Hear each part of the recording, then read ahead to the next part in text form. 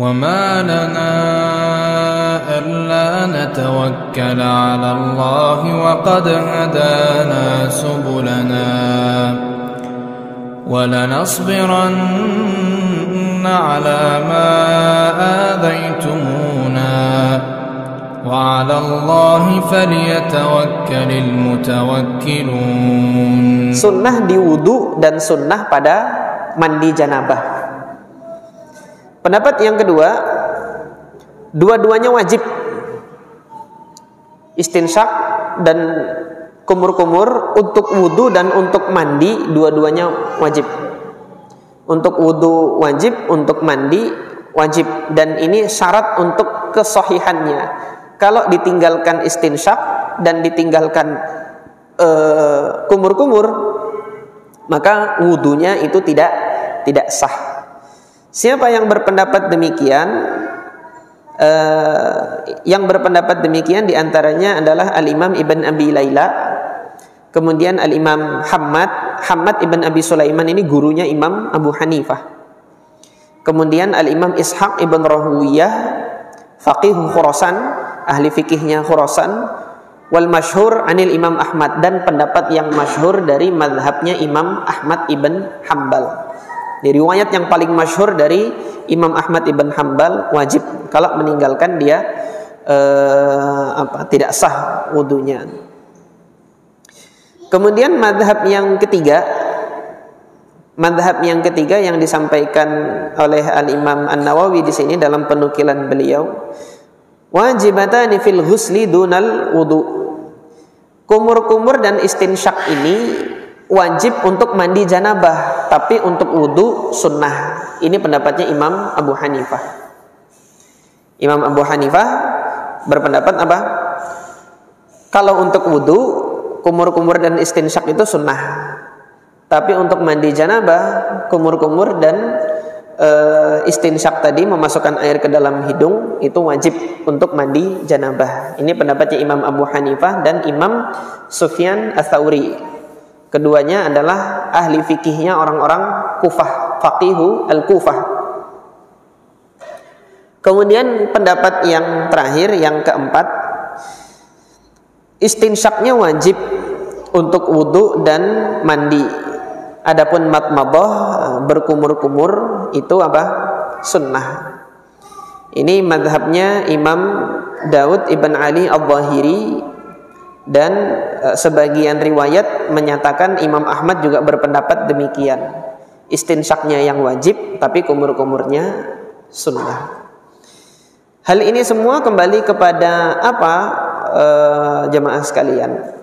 Kembali kepada hadis-hadis yang memerintahkan seperti ini. Satu di antara hujah mereka tadi kita lihat kan, hadis-hadis yang kita baca tadi, ada perintah-perintah istinsyak, perintah-perintah kumur-kumur.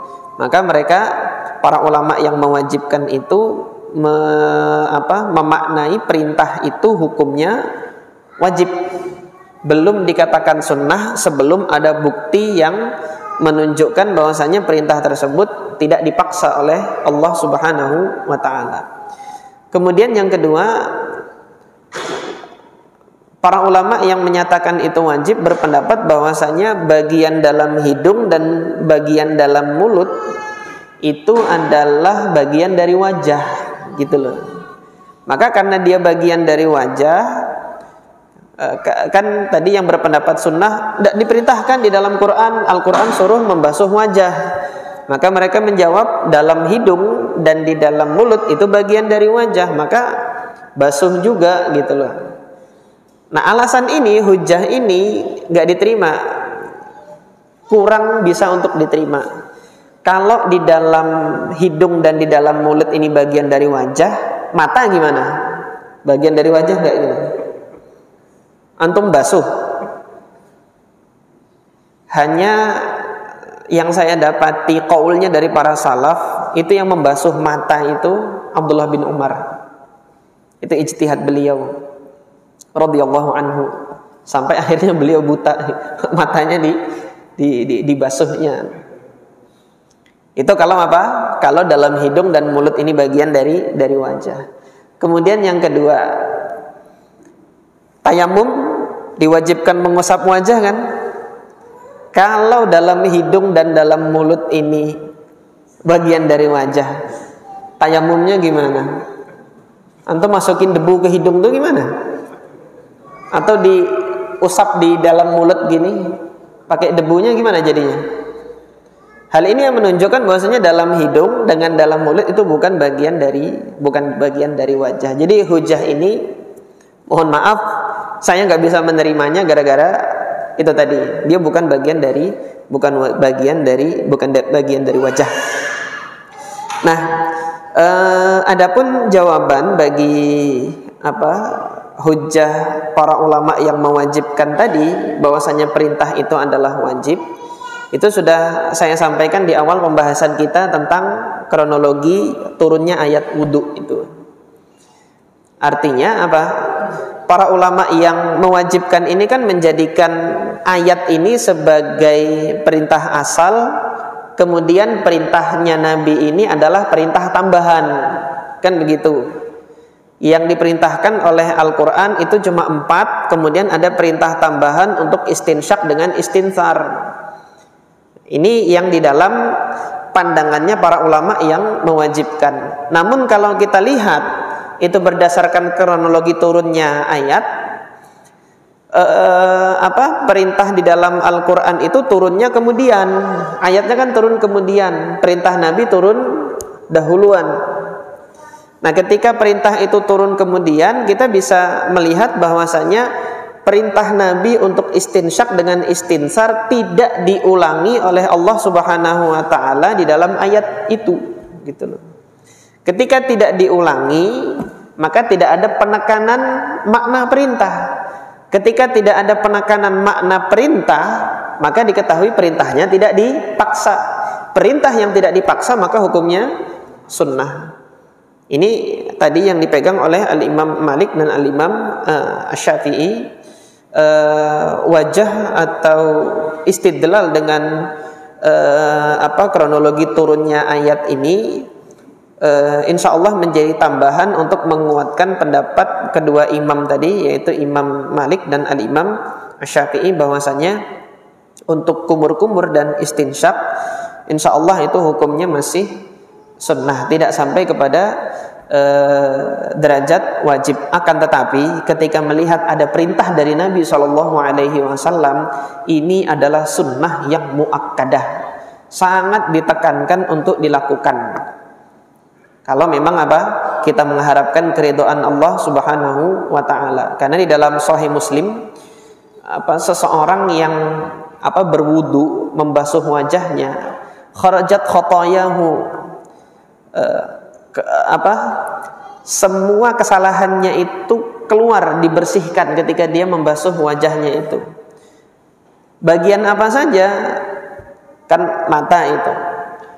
Dari dosa yang dia kerjakan dengan matanya, dari dosa yang dia kerjakan dengan hidungnya, dosa yang dia kerjakan dengan lisannya, itu dihapuskan, diampuni oleh Allah Subhanahu wa taala ma'a qatril ma', dengan berakhirnya tetesan terakhir air yang digunakan untuk dia berwudu. Jadi ketika nanti dia berkumur-kumur, dosa yang dilakukan oleh mulut ini ikut Allah Subhanahu wa taala bersihkan. Dosa yang diperbuat nanti oleh hidung, saya nggak tahu dosa yang dibuat dengan hidung itu diantaranya ini saya sampaikan. Dosa yang diperbuat oleh hidung itu ketika seseorang menyengaja untuk mencium aroma parfum wanita yang bukan mahramnya. Itu bagian dari mendekati zina kan. Itu dosa yang dilakukan oleh hidung. Nah, ini Allah Subhanahu wa taala bersihkan ketika seseorang tergelincir ke dalam itu, hendaknya dia melakukan wudu seperti itu. Nah, ini di dalam riwayat Imam Muslim disebutkan demikian. Oleh karena itu, meskipun ini sunnah, saya tidak mengajarkan kepada siapapun dari kaum muslimin untuk meremehkan sunnah. Cuma sunnah, enggak. Ini sunnah, hidupkan sunnah tersebut, lakukan. Kalau nanti suatu saat antum mendapati saya, Ustaz kok antum enggak kumur-kumur gitu kan. Kemarin ngomong kayak gini, kok antum enggak kumur-kumur gitu. Itu saya lakukan ada banyak hal, di antara banyak halnya itu boleh jadi pada saat itu saya puasa kalau siang, tapi kalau malam puasa apa gitu kan. Saat antum kok nggak kumur-kumur pada gitu. Puasa apa kalau malam. Nah, ini dalam hal ini di antara faidahnya bahwasanya ini sunnah. Antum melihat kalau seseorang itu berwudu, tempat wudunya itu sedikit, ngantri banyak, kemudian iqamah sudah dikumandangkan, itu mana yang harus didahulukan? Kira-kira mana yang harus didahulukan gitu. Maka mengambil sunnahnya itu yang ngantri di belakang ini nungguin gitu kan, 3 kali lagi dia tiap anunya. Padahal iqamah sudah dikumandangkan. Maka ketika antum meninggalkan beberapa sunnah ya, untuk memberikan kesempatan yang ngantri di belakang untuk bisa mendapatkan kesempatan dia berwudu dan bisa ikut mendapatkan takbiratul ihramnya imam, maka antum meninggalkan sunnah yang satu untuk beralih kepada sunnah yang lain. Jadi dalam hal ini ketika seseorang meninggalkan untuk melakukan suatu sunnah, hendaknya ada sunnah lain yang dilakukan. Hendaknya dia menuju kepada sunnah lain yang keridhoannya oleh Allah Subhanahu wa taala tidak kalah mendapatkan keridhaan di sisi Allah Subhanahu wa taala. Nah, sampai sini mudah-mudahan ini saja ikhwas sekalian yang bisa kita pelajari pada kesempatan malam hari ini. Untuk pertemuan yang akan datang ada beberapa hadis yang insyaallah kita bahas ya, yaitu tentang sunnah takhlilul lihyah, untuk menyela-nyela lihyah atau janggut. Lihyah itu janggut. Kemudian juga ada praktek wudu dari Nabi SAW menggunakan sepertiga mud. Sepertiga mud itu ya, gelas mud itu sepertiganya, artinya kan airnya sedikit sekali ketika beliau berwudu itu. Nah, kemudian hadis yang terakhir itu tentang sunnah mengusap telinga, apakah dengan air yang baru atau dia dengan air yang digunakan untuk mengusap kepala. Insyaallah pada pertemuan-pertemuan yang akan datang ini akan kita bahas insyaallah biidznillah. Ini saja yang dapat saya sampaikan pada kesempatan. Ada pertanyaan? Nah.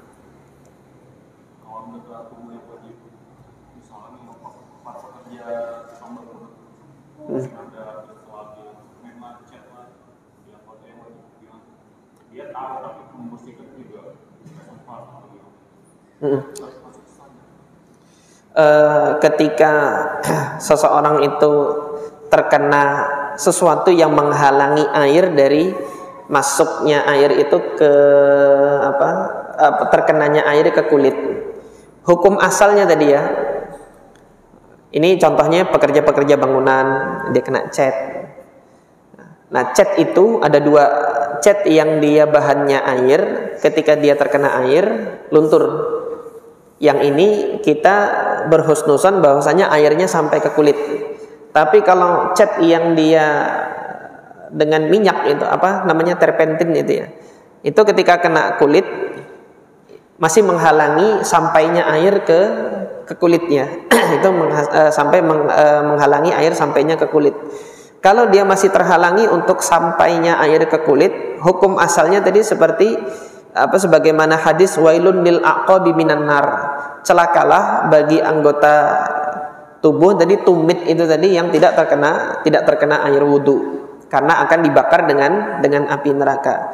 Maka yang harus dilakukan oleh seseorang yang dia terkena zat-zat yang menghalangi sampainya air ke kulit, bersihkan itu terlebih dahulu. Kalau dia menyepelekan, nggak apa-apa, ini nggak apa-apa, dia menyepelekan dan nggak apa-apa, ini yang kena ancaman Nabi tadi wailun lil aqabi minan nar. Tetapi ketika ia sudah melakukan segala upayanya, pakai minyak nggak hilang, pakai ini nggak hilang, pakai itu nggak hilang, maka kita sandarkan kepada rukhsah yang kemarin pernah diberikan oleh Rasulullah tentang membasuh darah haid. Kita ambil kiasnya di situ. Kalau sudah berupaya semaksimal mungkin tetapi nggak hilang-hilang juga, mudah-mudahan Allah Subhanahu wa taala mengampuni yang seperti ini gitu kan. Tetapi kalau yang meremehkan, nggak apa-apa, itu masih terkena ancaman Nabi tadi, wailun lil aqabi minan nar. Kecelakaanlah bagi tumit yang tidak tersentuh air wudu itu tadi. Nah, ini saja mungkin yang dapat saya sampaikan. Subhanakallahumma rabbana wa bihamdika asyhadu an la ilaha illa anta astaghfiruka wa atubu ilaik. Assalamualaikum warahmatullahi wabarakatuh.